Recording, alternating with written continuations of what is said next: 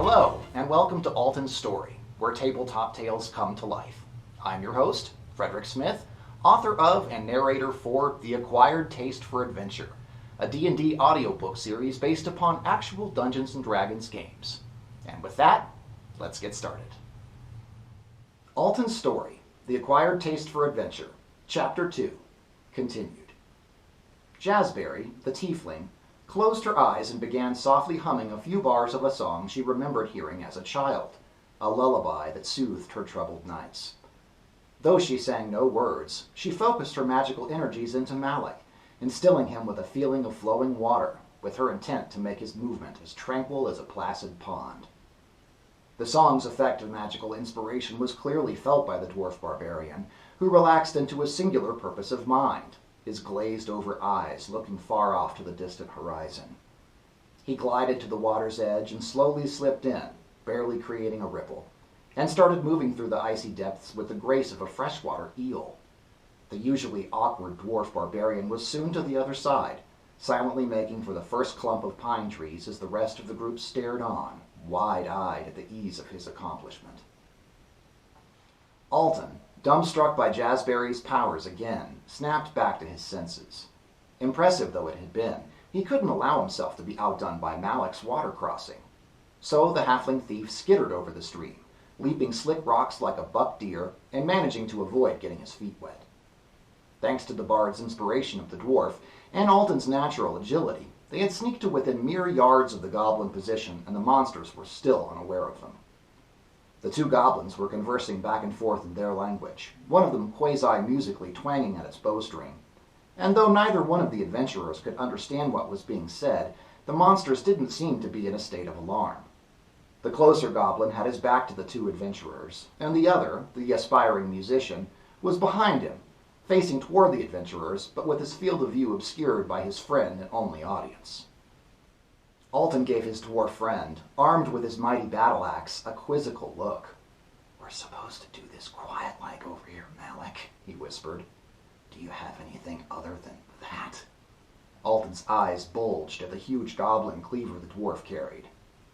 "Bah," whispered Malik in feigned defense, "but it's my stealth axe." Alton shook his head, then offered the dwarf a punch dagger from his belt. "Here, you can borrow this, but it still belongs to me." Alton, the thief, felt it was especially important to remind people that his things were his. Malik snorted at the halfling and took the cruel blade from him. Using the goblin serenade to his advantage, the dwarf crept around the left side of the tree stand while moving on the closest monster. Approaching and using the first goblin's body as visual cover from the second, the barbarian grabbed the frail creature from behind.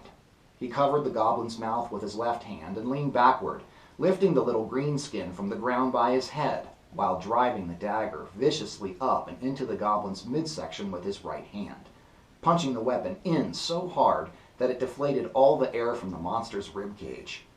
The goblin went limp in the dwarf's powerful arms, physically incapable of yelling from the lack of air. Alton simultaneously sidestepped and cleared the right side of the trees, firing a bolt that hit the second goblin just below its chin. The goblin dropped to the ground as it fruitlessly fumbled with its bow during its last moments. Alton turned and nodded to Malik, relieved that the deed had been done and that no alarm had been raised. The powerful dwarf barbarian was a good ally to have at one's side. Alton and Malik had slowly become friends while working together at Dorning's Tavern back in Neverwinter, where the dwarf had shown up one day, asking anyone and everyone for information about his missing older brother, Galric, who had apparently been estranged for some time. The odd dwarf from the Hotenau Mountains, clad in animal furs decorated with trinkets of bone, was broke and hungry, but found employment at the bar as a bouncer, and Alton had gotten to witness the wild man hurl many drunken patrons out of the place. Alton and Jazzberry had arrived in Neverwinter after being unceremoniously cast out of Luskan, and they had only planned to stay at Dorning's Tavern for a day or two, before finding a place to start up their street performance scams again. But Jazzberry, after playing a bit of music in the bar, was hired on as musical entertainment, as her beautiful voice was capable of drawing in large crowds. And her pragmatic boss, who seemed to understand Alton from the get-go, decided to employ the halfling thief to find things for him, things that the gnome couldn't otherwise purchase, but still needed to acquire for the operation of his many taverns. Jazzberry had instantly liked Malik, while Alton, over time of course, had also come to trust the barbarian, but only after judging that his simple upbringing made him too naive for any sort of duplicity. Alton was certainly glad that the dwarf was with him now, as the barbarian was living up to his reputation as a warrior. Up until this point, Alton had seen little more than the dwarf being involved in a few bar brawls, but it was obvious now that Malik could handle himself when it really mattered. Malik slowly bent down and released the goblin from his crushing grip, withdrawing and then wiping Alton's dagger clean on the tunic of the dead creature. He flipped it over and offered the blade back, handle first, to the halfling, who returned the knife to his belt with an approving nod. The sneaky halfling signaled for the rest of the group to cross the river, making 2 quick flashes with his hand mirror to the party below. Malik, meanwhile, rifled through the goblin's belongings, 2 small leather pouches tied to the hempen rope belts the monsters wore. He hoped the creatures might have some evidence of Dornan, the gnomish boss for whom they were searching, but other than a few pieces of silver, they had nothing but their rugged short bows and a few crude arrows. Nasty little buggers, Alton made a face of revulsion. Maybe that's the last of them, he said in a hopeful tone. But Malik shook his head. No, our hands are going to get quite dirty before all this is over. After a moment of silence, Alton felt he had to address the ogre in the room. So, what do you make of the drow lady? The halfling thief adjusted his belt as he watched the others start their climb up the cliff. She makes me nervous. Malik shrugged. I don't know. All I've ever heard about the Dark Elves has been bad. But, so far, I guess she seems all right. The doubt was evident in his words and choice of inflection, though.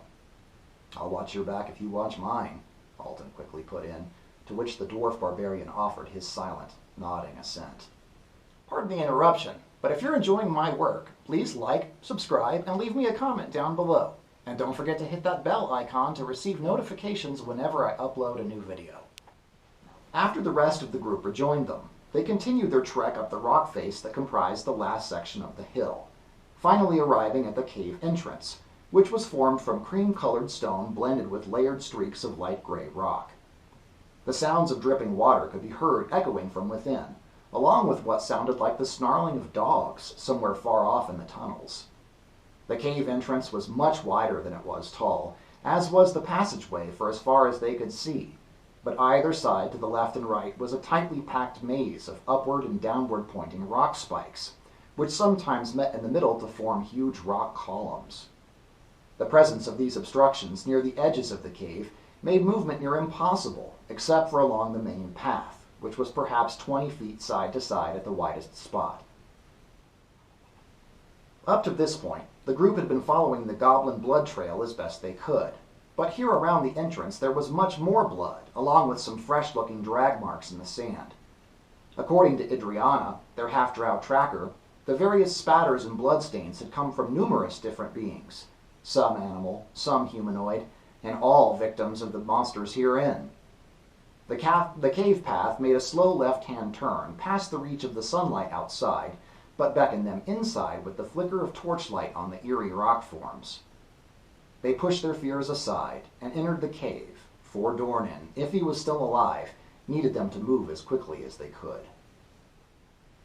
Alton was worried about more potential traps ahead. After the punji pit along the path through the wood, and then the sentries whose acquaintance they had made outside, he had little doubt that the creatures here didn't want company. And with their path so bottlenecked, and running such a predetermined course, he had little doubt that the monsters would leave some nasty things for them to wander into.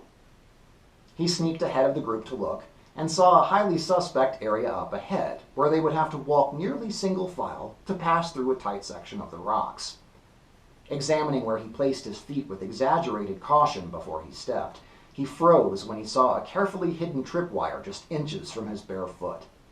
Following the wire to its connection point, and then looking upward into the darkness, he spied a series of chains connected to a quick-release mechanism that would have dropped an immense ironwood log, a log that was perfectly positioned to crush the entire entourage below. Traps like this were particularly effective in spaces where the traveling group was likely to be tightly packed together, and Alton signaled the group to stay well back until it was dealt with. His first instinct would be to simply trigger the trap from a safe distance, but he knew the noise would alert the whole cave, and while goblins weren't particularly tough, one or two at a time, the halfling had heard they could be quite deadly in greater numbers. Alton cautiously tested the line and found that it had a relatively safe pressure threshold, allowing him to, very gently, tug on the cord a small measure before it triggered the trap. Feeling hopeful that this one would be relatively easy to disarm, he reached into his toolkit and selected his chosen items: a metal spike and hammer, a small packet of glue gum stored in sealed paper, and a tiny pair of snips for cutting the tripwire itself. He carefully placed the metal spike on the left side of the path, almost touching the back side of the cord, and gave the piton one deliberate strike with his hammer.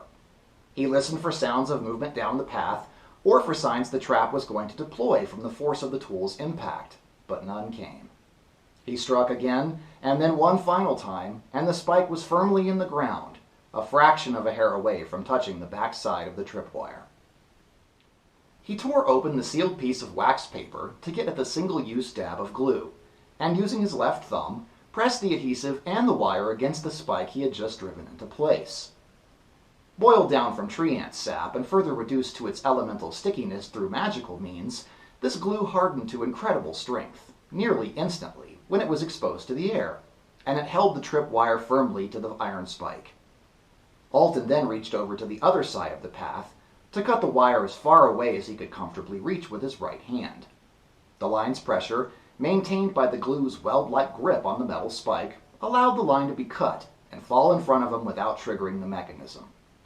The halfling rogue then carefully placed his scissors on the cave floor, and then began wrapping the leftover end around the spike with a series of counterclockwise motions. After he had gotten the extra slack wrapped around 5 or 6 times, he tied the line onto itself with a tightly cinched knot, and slowly began to release his grip, fearing the string would somehow pull loose at any second. But the shortened trip line held, and the path was clear for them to proceed.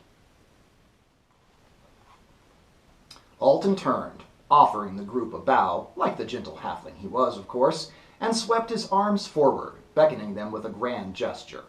But he stayed where he was as they passed, blocking what was left of the tripwire with his body, just to make sure no clumsy fool set it off with an errant drag of their staff or scabbard.